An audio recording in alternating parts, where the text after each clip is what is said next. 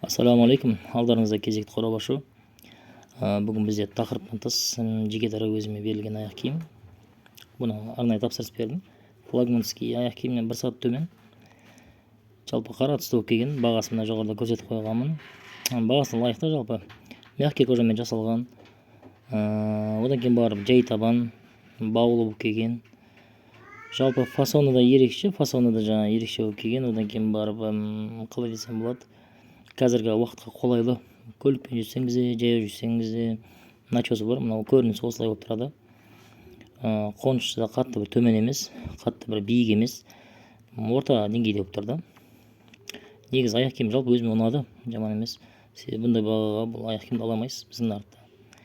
Егер мынау аяқ киім сіздерге ұнап жатса, қызықты болса, бұдан да қызықты видео бейнелер саламыз.